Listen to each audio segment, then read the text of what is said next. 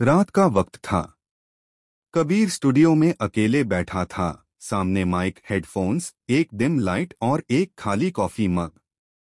उसके चेहरे पे थकान थी, लेकिन आंखों में एक ही नाम घूम रहा था, अनाया। पिछले कुछ दिनों से वो सिटी से बाहर थी, अपने पापा के साथ। और कबीर हर रात सिर्फ एक काम करता था, उसके लिए एक ऑडियो मैसेज रिकॉर्ड करता, इमोशंस भरे लफ्जों में दिल की बात बोलता। हे अनाया, आज भी वो ही कॉफी, वो ही बालकॉनी, पर तू नहीं। सब कुछ अधूरा लगता है। कभी सोचा नहीं था कि तुझे मिस करना इतना इंटेंस हो जाएगा, लेकिन हो रहा है। बस एक बार मिल जा, तुझसे कुछ जरूरी कहना है। ये कहकर उसने ऑडियो सेव किया, पर भेजा नहीं। उससे लगा, कहीं मैं उस पे प्रेशर तो नहीं डाल रहा। उसने फोन रखा और छुपके से एक डायरी पेज खोला, जिसमें वो खुद अनाया के बारे में लिखने लगा। अगली सुबह 7:04 AM फोन पे एक नोटिफिकेशन ब्लिंक कर रहा था। अनाया का मैसेज था। कल रात पापा की तबीयत बहुत खराब हो गई थी। आईसीयू में शिफ्ट करना पड़ा। मैं पूरी रात हॉस्पिटल में थी। खुद से बात नहीं कर पाई। तुम्हारे ऑडियो सुन के रोई जरूर थी, पर हिम्मत भी मिली। कबीर, बस दुआ करना। कबीर का दिल धक धक करने लगा। उसने ट्यूरेंट कॉल लगाया, पर अनाया ने पिक नहीं किया। इस बार उसने बिना सोच समझे एक वॉइस नोट रिकॉर्ड किया। मैं हूं अनाया, कभी स्ट्रांग बनने की एक्टिंग मत करना। जब भी गिरे मुझे बुला लेना, मैं संभल लूंगा। तेरे पापा को कुछ नहीं होगा। तू अकेली नहीं है। उस रात कबीर को नींद नहीं आई। वो बार बार अपना वॉइस नोट सुनता रहा। तभी उसके फोन में एक ड्राफ्ट मैसेज दिखाई दिया, जिसमें उसने पहले वॉइस नोट लिखा था, लेकिन डिलीट कर दिया था। वो मुस्करा दिया। कभी कभी अनसेंट मैसेजेस सबसे ज्यादा फील करते हैं। अगली सुबह कुछ अजीब हुआ। एक अननोन नंबर से कॉल आया। Hello, are you Kabir? Yes, who's this? मैं अनाया की कजिन हूं। वो कल रात हॉस्पिटल में बेहोश हो गई थी, स्ट्रेस और एग्जॉशन के वजह से। अभी आईसीयू में है। उसके फोन पे आपका नाम पिंड था। कबीर का सांस रुक गया। वो ट्यूरेंट बैग पैक करके रेलवे स्टेशन भगा। एक बैग में उसने सिर्फ एक छोटी सी डायरी, कॉफी का मग और माइक रखा। ट्रेन के सफर में उसने एक ऑडियो रिकॉर्ड किया, आंखों में आंसू लेकिन दिल में उम्मीद। अनाया, तू आंखें बंद करके सोई है, और मैं आंखें खोल के सपना देख रहा हूं, जिसमें तू ठीक हो जाती है। मैं आ रहा हूं इस बार तुझे सिर्फ सुनने नहीं, देखने, महसूस करने और बोलने कि मैं हूं तेरे लिए। सुबह 8:15 हॉस्पिटल रूम 402। आईसीयू के बाहर कबीर पूरी रात बेंच पे बैठा रहा। कॉफी ठंडी हो गई थी, लेकिन उसका प्यार और इंतजार गर्म था। नर्स आई, आप अंदर आ सकते हैं। She is stable now. Kabir ने आंखें बंद की और अंदर चला गया। रूम में सेफ्ड बेडशीट, मशीन्स की बीप और एक चेहरा, अनाया का। वो आंखें धीरे धीरे खोल रही थी। कॉफी बॉय, उसने हल्की सी आवाज में कहा। कबीर उसके पास गया, उसका हाथ पकड़ा, आंखें भर आई। लेट हो गया, लेकिन तू रुक गई, बस वही काफी है। उसने अपना माइक निकाला और रिकॉर्ड किया। इस बार डायरी में लिखना। जो छोड़ गए थे वो सब पेज द, पर जो लौट के आया वो पूरी किताब बन गया। अनाया ने वीक स्माइल दी, आंखों से सिर्फ प्यार बोल रहा था। और टैब, सब कुछ ठीक होने लगा। कबीर हर दिन हॉस्पिटल आता, कॉफी लता, डायरी पढ़ता और नए ऑडियोज सुनाता। अनाया रिकवर करने लगी। उनके बीच की मोहब्बत अब किसी वॉइसमेल की मोहताज नहीं थी। वो हर पाल जीने लगे एक साथ बिना किसी डार के। 3 महीने जिंदगी के सबसे गहरे, सबसे सच्चे महीने थे। कबीर और अनाया के लिए हर दिन एक नई टेस्ट थी। कबीर ने अनाया के हाथ पकड़ के रखे जब उसका फेथ हिलने लगा था, और अनाया ने कबीर के दिल के उस कोने को छू लिया जहां कभी कोई नहीं पहुंचा था। हॉस्पिटल के बीच बीप करते मॉनिटर्स, उसके वीक हाथों में डायरी और कबीर का थामा हुआ हाथ, ये सब कुछ दोनों के रिश्ते को नया रूप दे रहा था। अनाया अब स्लोली रिकवर कर रही थी। वापस घर आने के बाद उसने डायरी लिखना शुरू किया था, और इस बार दर्द के शब्दों से नहीं, उम्मीद के लम्हों से। उसकी राइटिंग में पहले जैसे हार्ट ब्रेक का टोन नहीं था, अब हर लाइन में एक सॉफ्टनेस थी, एक ग्रेटफुलनेस थी, और कबीर का जिक्र ऑलमोस्ट हर पेज पार था।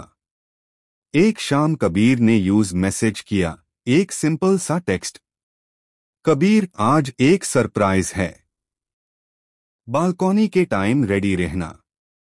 अनाया का दिल थोड़ा फास्ट धड़कने लगा। उसने थोड़ा टीज करते हुए लिखा, अनाया बालकनी या कॉफी या दोनों।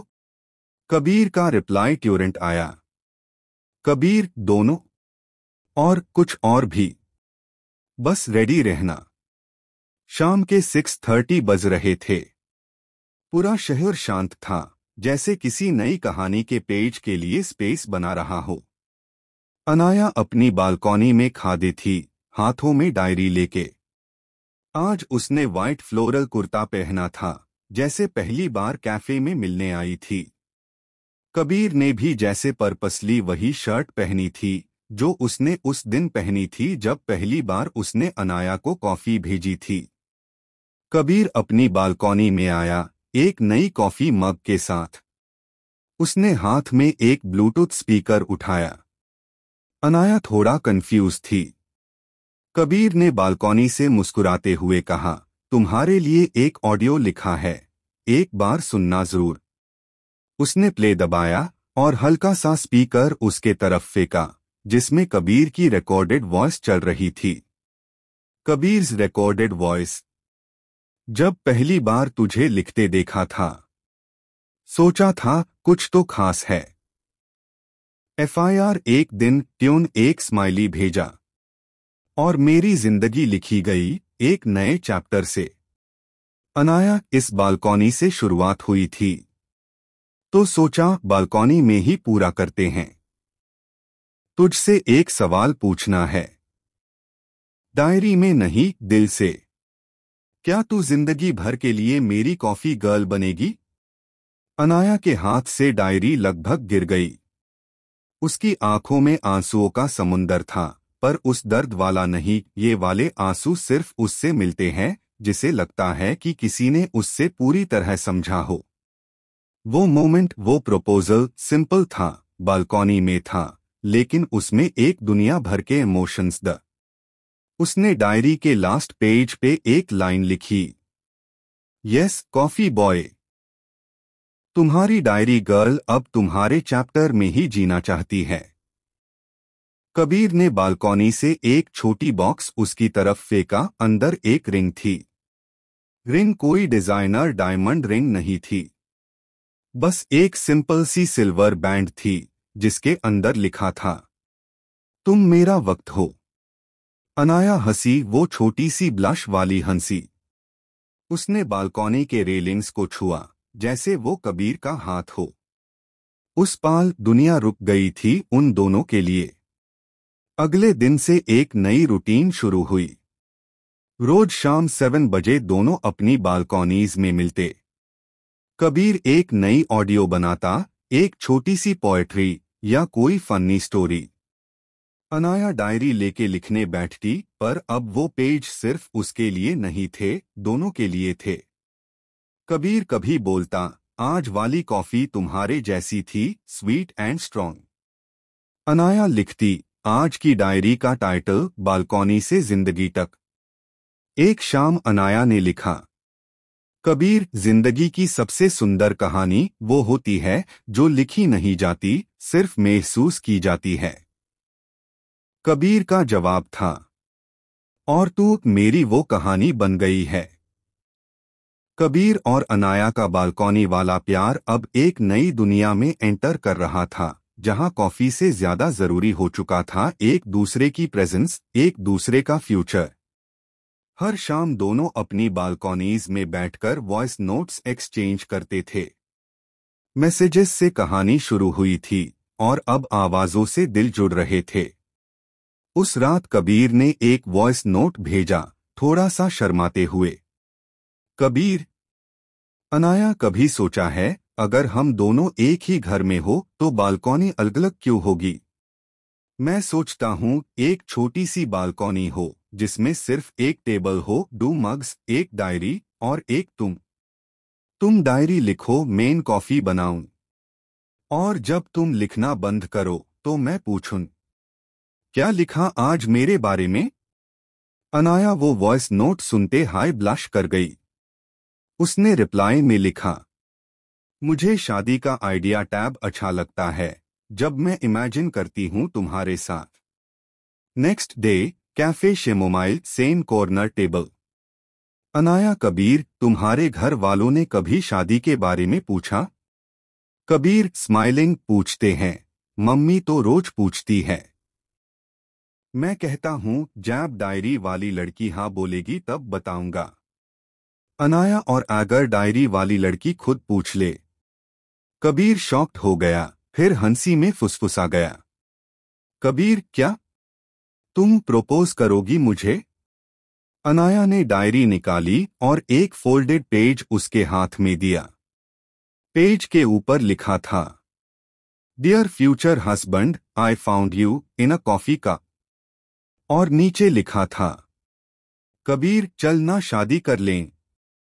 कबीर इस मोमेंट में फ्रोजन था। उसने डायरी के पेज को आंखों से लगाया और कहा, अनाया, तुझमें इतनी हिम्मत है, इसीलिए मैं कमजोर बन जाता हूं। चल मम्मी को मिलते हैं। नेक्स्ट सीन, कबीर के घर। अनाया पहली बार उसके घर आई थी। कबीर की मम्मी एकदम वार्म और हंसी से मिली। अनाया थोड़ी नर्वस थी, लेकिन डायरी उसके पास थी। कबीर ने मम्मी से कहा, माँ, ये वो लड़की है जिसके लिए मैं रोज बालकनी में खड़ा रहता था, डायरी वाली। माँ हंसी और बोली, डायरी लिखती हो? तो एक दिन मेरे बेटे की जिंदगी भी लिखना। अनाया ने हल्का सा झुक कर बोला, आंटी, उसकी जिंदगी तो लिख रही हूँ, पर आपकी ब्लेसिंग्स के बिना इनकम्प्लीट है। माँ ने अनाया का हाथ पकड़ा और कहा, शादी पक्की। अब मेहंदी की प्लानिंग करो। रात को voice note from Kabir. Kabir, Anaya, तुझमें एक अजीब सी बात है। तू बोलती है तो मेरे अंदर की सारी आवाजें चुप हो जाती है, और जब तू चुप रहती है तो मेरी दुनिया सिर्फ तेरे चेहरे से बातें करती है। तेरा हाँ बोलना मेरी जिंदगी की वो लाइन है जिसे मैं हर पेज पर रिपीट करना चाहता हूँ। Let's write the rest of our lives together. Anaya का डायरी एंट्री, अस रात। आज तक प्यार लिखा था, अब शादी लिखने का वक्त आ गया है। बालकनी से लेके मंडप तक बस तू साथ हो, कबीर। शादी का फैसला लेते ही सब कुछ एक नई एनर्जी से भर गया था। डायरी गर्ल अब ब्राइड टू बी बन चुकी थी और कॉफी बॉय उसकी लाइफ का परमानेंट फिल्टर। अनाया की डायरी के पेजेस अब शादी के डिजाइन्स, लहंगा कलर्स और मेहंदी के नामों से भरने लगे। हर पेज में एक नई फीलिंग थी, एक्साइटमेंट, थोड़ी सी नर्वसनेस और सबसे ज्यादा कबीर के लिए प्यार। एक दिन अनाया ने कबीर को वीडियो कॉल पे दिखाया, देखो ये डायरी का लेटेस्ट पेज। पेज पे लिखा था, मेहंदी की रात है, सबसे खास। कबीर का नाम लिखवाया है लेफ्ट हैंड के पास। कबीर हंसा, तुम तो मेरी जान लिटरली हाथों में लेके घूम रही हो। अनाया चीख के बोली, मुझे तो अब शादी वेल सॉन्ग्स पे डांस भी करना है। मेहंदी की रात, Anaya's house. Lights, music, laughter and dholki के बीट्स। सब कुछ एक ड्रीम जैसा लग रहा था। अनाया ग्रीन और येलो लहंगा में फुल ब्राइडल ग्लो में थी। डायरी उसके पास थी, लेकिन आज लिखने के लिए वक्त नहीं था। आज फील करना था, जीना था।